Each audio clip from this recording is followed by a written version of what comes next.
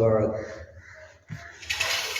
میرے دوستوں، بھائیوں، بزرگوں، جب ابو طالب نے ملک شام کی طرف تجارت کے لیے سفر کیا تو نبی پاک صلی اللہ علیہ وسلم کی عمر 12 سال تھی۔ نبی پاک صلی اللہ علیہ وسلم نے بھی کہا، چچا میں بھی آپ کے ساتھ سفر میں آتا ہوں۔ ابو طالب نے کہا ٹھیک ہے۔ نبی پاک صلی اللہ علیہ وآلہ وسلم نے اپنے چچا سے کہا کہ ابو بکر میرا دوست ہے، اس کو بھی ساتھ لے چلے۔ ابو طالب نے کہا پتہ نہیں اس کا باپ اجازت دے گا یا نہیں دے گا۔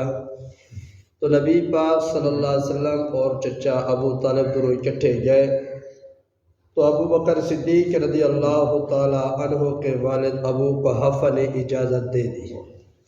اب یہ ایسا سفر تھا جس سفر میں نبی پاک صلی اللہ علیہ وسلم بھی موجود تھے، ابو بکر صدیق بھی موجود تھے، اور امیہ کا غلام حضرت بلال رضی اللہ تعالی عنہ بھی موجود تھے۔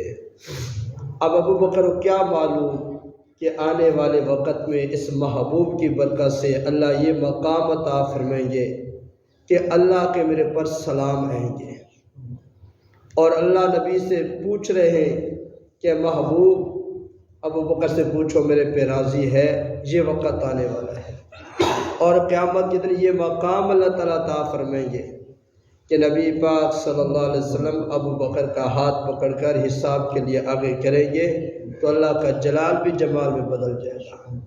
بلال کو کیا پتا تھا کہ آنے والے وقت میں اس محبوب کی برکت سے اللہ مجھے یہ مقام عطا فرمائے گا، چلوں گا زمین پر چلنے کی آہٹ آہٹ کی آواز آئے گی جنت میں۔ اور بلال رضی اللہ تعالیٰ عنہ کو اللہ نے یہ مقام دیا کہ کعبے کی چھت پہ کھڑے ہو کر اذان پڑھے، اور قیامت کے دن اللہ یہ مقام عطا فرمائیں گے کہ جس سواری پہ نبی پاک صلی اللہ علیہ وسلم سوار ہو کر جنت میں داخل ہوں گے، اس سواری کی مہار حضرت بلال رضی اللہ تعالیٰ عنہ کے ہاتھ میں ہوگی۔ آگے آگے بلال ہوں گے، پیچھے سواری ہوگی، سواری پہ سوار آمنہ کے لال ہوں گے۔ یہ اعزاز اللہ تعالیٰ عطا فرمائیں گے۔ سفر کرتے کرتے ایک جگہ پہنچے، رات کا وقت ہونے لگ گیا تو وہیں قیام کیا۔ تو ساتھ ایک عبادت خانہ تھا جس میں عیسائیوں کا رہب رہتا تھا، جس کے نام جرسیس ہے، بحیرہ رہب بھی کہتے ہیں۔ وہ دوڑتا ہوا آیا اور سارے قافلے کو غور سے دیکھنا شروع کر دیا۔ جب بحیرہ رہب نے نبی پاک صلی اللہ علیہ وسلم کے چہرے انور کو دیکھا تو ہاتھ پکڑ لیا، کیا لگا لوگو ھذا سید العالمین، یہ بچہ عام بچہ نہیں، یہ تو انبیاء کا سردار ہوگا، سارے جہان کا سردار ہوگا۔ ھذا رسول رب العالمین، اس کے سر پہ اللہ ختم نبوت کا تاج سجائیں گے۔ یبعثہ اللہ رحمۃ للعالمین، اللہ تعالیٰ اس بچے کو سارے جہانوں کے لیے رحمت بنا کر بھیجیں گے۔ اس رہب نے پوچھا یہ بچہ کس کا ہے؟ تو قافلے والوں نے کہا یہ ابو طالب کا بھتیجا ہے۔ تو رہب نے کہا آج رات آپ ادھر رہیں گے تو میری آپ کے لیے دعوت ہے، میری طرف سے دعوت قبول کریں۔ رہب چلا گیا، دعوت کا انتظام کیا، قافلے والوں کو بلایا۔ تو ابو طالب نے کہا محمد صلی اللہ علیہ وسلم آپ سامان کے پاس بیٹھے، ہم جاتے ہیں کھانا کھائیں گے، کھانا کھا کے جب آئیں گے تو آپ کا کھانا ساتھ لے کے آئیں گے۔ سارا قافلہ جب بیٹھ گیا، رہب نے سب کو دیکھنا شروع کیا، دیکھنے کے بعد کہا کوئی کھانا نہ کھائے، مجھے وہ بچہ نظر نہیں آ رہا جس کا میں نے ہاتھ پکڑا تھا، وہ کہاں ہے؟ تو قافلے والوں نے کہا وہ تو سامان کے پاس بیٹھے ہے۔ رہب نے کہا میں نے تو دعوت ہی اسی کی تھی، آپ کی دعوت میں نے نہیں کی، میں نے اس بچے کی دعوت کی ہے، جس کی دعوت کی اس کو بٹھا کے آ گئے ہو، تمہیں کھانا کیسے ملے گا؟ اس کو لے کے آؤ پھر آپ کو کھانا ملے گا۔